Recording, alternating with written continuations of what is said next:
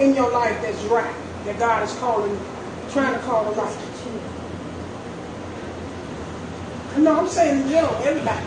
I'm looking at you, these big old eyes looking, but I'm just saying in general, go down in the depths of your soul and see what it is that God is trying to speak life over. Because some people don't believe that other people can come, speak life, speak the word, and it can come to pass. So what is it in our life that can hinder us from moving forward? That we have put the mat over and just said we did. Because I don't see me doing this. I think it's the willingness to be able to accept the fact that there's consequences for the obedience to Christ. In those consequences, you may have to let some people go that you're close to. You know, you may have to let some places go that you. Matter of fact, you're gonna have to let yourself go, if you will. Meaning, you're gonna have to stop doing a lot of the stuff that you have to forsake yourself. You know, and you're gonna really have to. Because with prophecy it comes conditions. You know, thus said the Lord, God said this, but you're gonna have to this, and people think, okay, she spoke this over my life, and so now I don't have to do anything. But true prophecy comes with conditions, and I think it's the conditions that the people have a hard time with, and they don't understand why the prophecy didn't come to pass in their life, and they think, oh, they'll chop it up and say, oh, this was a false prophet, but in reality, it's because you didn't do it based on the conditions that you were given. And I think if Ezekiel had not been bold enough to go out there, because you can't go out there and speak life to a death situation and be scared to do it. Right. He had to know who it was that was speaking to him, and have enough faith and bold in that, and be courageous enough to speak that what was coming out of his mouth, that them dead bones, them dry bones was gonna live. And he had to believe it. He had to believe it. Seriously. If he didn't believe it, God said, you command. He told him, command it. That means do it. He ain't said, would you do this for me, Ezekiel? God didn't say none of the stuff. Whenever God says something to us, he ain't asking us. It's a command. Right. Exactly. He don't never ask us, okay, Mattie, I want you to go over here where Prophetess Angela is, and I want you to stay right over there. He don't say that. Would you do that for me? Look, get over there, and that's it. If you don't, there's consequences behind this here. You understand what I'm saying? So when he was talking to Ezekiel, look, I'm not showing you all of this in the spirit for you to go back and sit down among them and don't say nothing. He said, but I'm showing you this because I'm letting you know. You already done seen in the physical what's going on. But let me let you know into the depths of this thing, of what you're going to see. They may look healthy as ever on the outside, but I'm looking at what's going on in their heart. This message. They dead. All they got to do is just die. All they got to do is lay down, because they dead. Jesus. They up walking physically, but spiritually, they dead. So you got a dead man walking. In the physical, that's what's going on. I mean, seriously. If you just want to know the truth, when we all get up to come to church, you better know what you're going to church for and who you're going to church for. You better know when you read the Bible who you reading and why you reading the study to get him on the inside of you. Because when he gets on the inside of you, that's the breath of life. God blows right. And you know, Mattie, that's why it's important to be connected to a church that's actually speaking life. Because you can be in the church for 13, 14 years and you just dying and you don't know why. You don't know why you're not growing. You don't know why. You know, you go home, you still sad, and you know, and sometimes it's not necessarily even the church, but I just use the church as an example because there is some self-responsibility that we have to take with that. You know what I'm saying? Because the word can be going forth. I'm talking about like fire, the breath of God, the ruah of God is going forth, and people just like, oh, that's just the wind, and they'll just let it go by, and in reality they'll leave up out of the church the exact same way. So it's really a matter of the person has to really know how to be able to receive. That's true. Because I'm telling you, and I just said this not too long ago, they received. Let me tell you why. The prophecy was given. God had already told them in the vision, they shall live. Tell them I heard them. I heard everything that they're going through. Tell them it ain't lost. All is not lost. Tell them they're going to live. So he heard the prophecy, but what are you willing to do to live? Jesus. Because God can't live in an unclean temple. So what are you willing to give up and take off to live? Because the breath of life, it comes through. Okay, we blessed. God gave us life. But in order for God to live down on the inside of us, we got to give up things that are not like him. So in order for him to keep living in us, it's a day-to-day thing. What Paul said, the race is not given to the swift, nor to the strong. The race is given to those that endure until the end. Not almost the end, but until the end. So that means that we have to always kind of keep ourselves connected to God, where he could be able, because we don't have the power on our own to take off the things that cause us to become divided to him. So we have to stay connected with those that are getting the power source from him. Yes. Good. Because if we don't get the power source from him, I told you, you're a dead man walking. All you got to do is all somebody got to do is just come and all God got to do is just say this. Come on back, you dead. Just lay down. Because your inner man, we live a physical life, but there's a spiritualness. See, what people fail to realize is that what lives within us, we got a soul and we got a spirit. In the depths of us, we made up of parts, and people really don't understand that. Mm-hmm. They feel I can do whatever I want to do because I'm grown. I can do whatever I want to do, and then I'm gonna die. I'm gonna get drunk, have fun, party, have as many women I want, whatever. Then I'm gonna die. I only get one life, and I hear it. I do hear it. One life, one physical life, and one eternal life. So what you're doing is you're having all the fun down here in the physicalness, but what about the spirit, man? And the spirit that God has, it lives. It's eternal. It's eternal. So when God said he's listen here, he blew into the nostril. He didn't just blow into the nostril and just to be blown, but he blew into the nostril, and the man became a living soul. And when he blew, anything that God blows up on you with, you gonna live. Ain't no death behind it. You gonna live because that's who he is. He's life. And so he was given the opportunity just as he do us. But what are you going to do with the opportunity that he gives us? Can you speak words to your own self and bring yourself back? But what words are you going to speak? Because the only word that you can have life with is this one. It's the word of God. So that lets us know words do have power. They have power to them. James talk about, in fact, Proverbs chapter 18, I think it's Proverbs chapter 18, too, said that there's death and life within the power of the tongue. So you got to be careful of what comes out. So you can stand in the mirror and speak to your dry bone situation. You can speak life to your situation, or you can speak death. You ain't gonna never be nobody.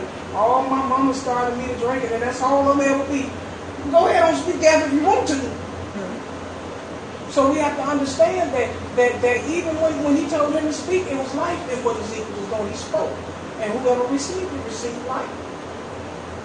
So we have, and I'm getting ready to sit down. But you know what I understand about why people really don't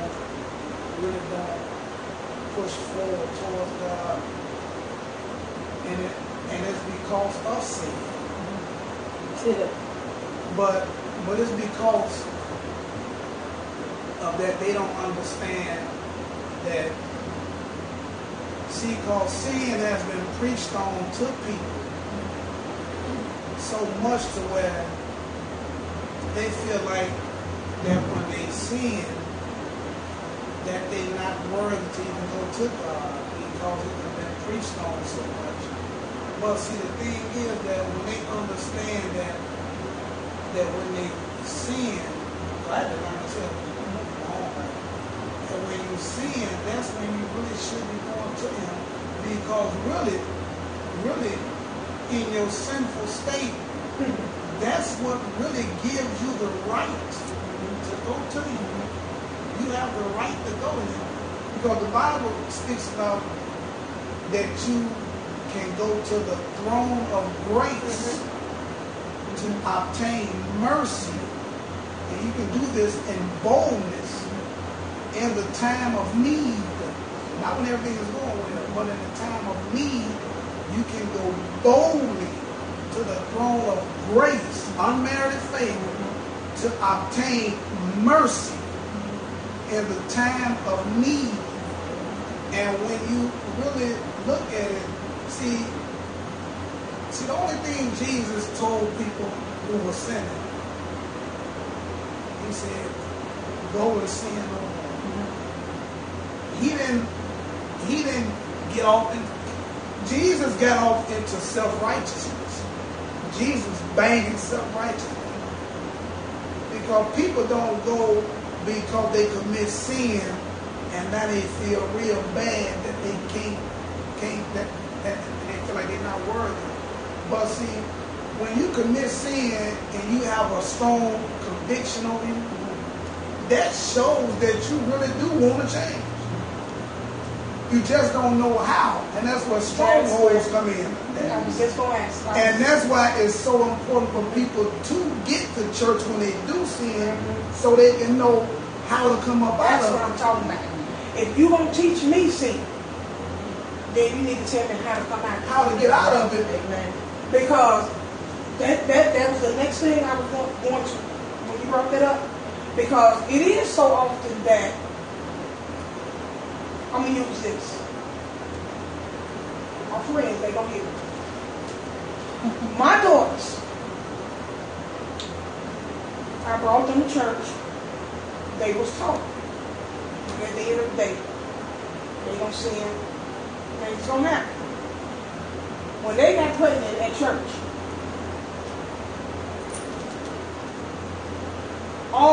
it seemed like hell just started rocking. Because, whoa! You should have came up in there pregnant. You see that she pregnant? How many months she? Yeah. And that right there can cause a person. Already they know I ain't married because they know my mother been teaching me that. That's why people don't go to church. Right? My mom been teaching me that, and my oldest daughter was like in a shameful moment. Really shameful. But to go to the church and to get in the church door and you get scoped out and they turning their eyes and watching you and saying things and of this nature, instead of saying, listen, God loves you in spite of what you have came up against. Here's what you do. And so people oftentimes does whoop you with sin, whoop you like a switch with sin. But do you have the healing to show me how to get out of it? That is an issue. It's a major issue. Yeah, because Apostle Paul told them over in Romans, he was telling them, you don't have to tell people that they sinning. Because everybody in their conscience know that they're sinning. And what's wrong? They need to know that it is the goodness of God that brings people to repentance. You'll hear when they come off that ground too, won't you? It's His goodness. Like a rubber. It is His good. See, because we say God be angry at folks when they do this and do that stuff there. But see, the Bible says that God said that He will be angry at you never again. And the Bible said that God said that He'll never leave you nor forsake you. So God said that He'll never leave you, nor will He turn His back on you. God. But go and sin no more. That is what He said. Go and sin no more. But see, when you do go and sin again, you need to go boldly to the throne of grace. Because you're going to sin. Oh, yeah. and see, what I have learned throughout my Christian career is that what you preach on the most will manifest in that church. So if you preach on adultery all the time, adultery is going to manifest in that church. Whatever sin you preach on the most, it's going to fluster. It's going to manifest. It is going to take roots. And people may not even be thinking on that at first. But your preaching across the pulpit on that same thing, it's going to manifest. I have seen that in churches that I was in. And when you teach on certain stuff, it's going to happen. It is going to. This is why it is so important to teach the gospel. Mm-hmm. And what Paul said, that it is the preaching of the gospel that brings power. It is the preaching of the gospel that actually turns people's lives around. Mm-hmm. And the gospel is something that is too good to be true. It is to where you can sin. See, and when you say this kind of stuff, people think that you're giving folks an outlet to sin. But folks are sinning pretty well without outlet. They don't need that. But if you know better, seriously, if you know better, you should do better. Especially when you come into a relationship with Christ. When you know better. Oh, well, I'm in a relationship with God, so I can do this whenever I want to and just go on with grace. That's what the consistent and commitment. Yeah, I was just going to say that. So as long as you're consistent and committed to your local church, to where you go with an expectation of actually hearing a rhema word that's going to change some situations in your life, it'll start dropping off for you. Bit by bit, and see why the Bible said here a little there, line upon line, precept upon precept, because it is a growing process. And if you continue to go to church with an expectation of actually wanting to do better in your life, it'll start happening. I have seen some stuff that drops off of my life because of my consistency of coming to church. Yes. Because if I wasn't consistent in coming to church, I'd be divorced. Jesus. Boy, I'd be divorced. I ain't gonna tell you what I'd be. Look, if I wasn't consistent, and I'm talking about just since full impact, I've got delivered from so much stuff just since full impact, Mom. Just since this spot. I've gotten delivered from. You got to be consistent and committed. You have to get a local church and be consistent and committed, because that is your ruach. That's your breath of life. And if you disconnected from that, you're going to find yourself in the same issue. This is what he means by when a house is left swept, clean, and empty. And ain't nothing in there. And the demon's going to say, let us go back to our house. And they're going to bring 7 more worse than others. You got to get connected. Yeah, and being in a connection and conviction. I said that is very true, because it's like, it seemed like when I missed church, it seemed like the devil tend to try to attack me. But I still be in prayer. But it's like it be trying to stop me from getting here.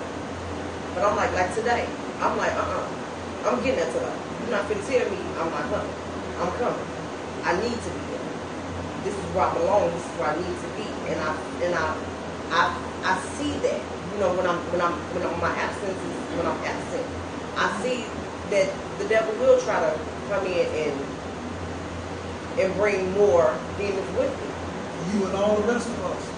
Yeah. Let us miss church. Yeah. You think we be up there preaching and we all holy and stuff up there? Let us keep on missing church. Yep. Let us keep on missing church. I miss church. What, like I think I went here for like a week. Oh, probably said, well, I feel like I ain't been to church in a month. Like, gee, I didn't get to church. Because when you come into a understanding of that your local church home is really your strength for life, and you want to change, you gonna make it your business to get there. Yep. You gonna do, ain't nothing gonna stop you, and it's gonna get to a point to where Satan gonna stop trying.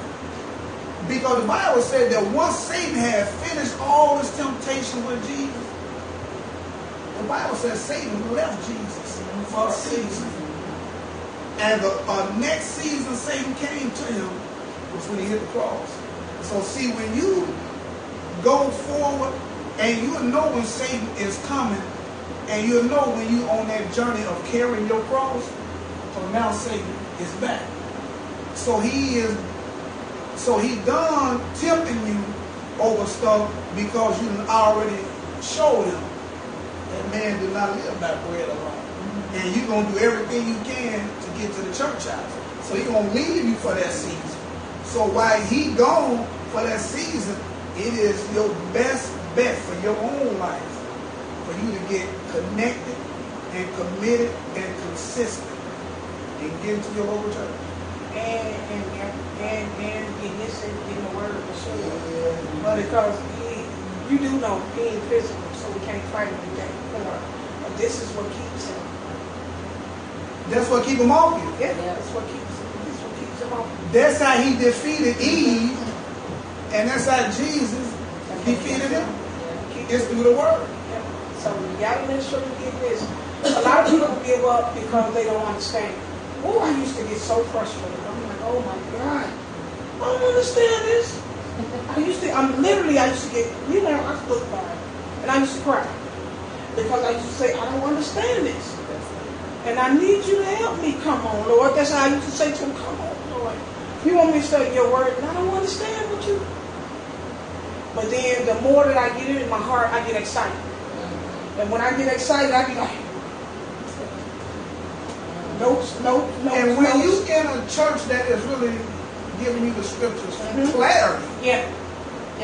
you shouldn't have a problem with that no more. Yeah, and right. But you should be in church. Right. And I had to, even though I was in the Baptist church, God was dealing with me right there. Before I got to the Baptist church, I had one-on-one Bible study, and that was when it first started because I didn't understand. But then I didn't stop. So when Mama didn't go, I'm going. Husband didn't go, I'm going. See you when I get back.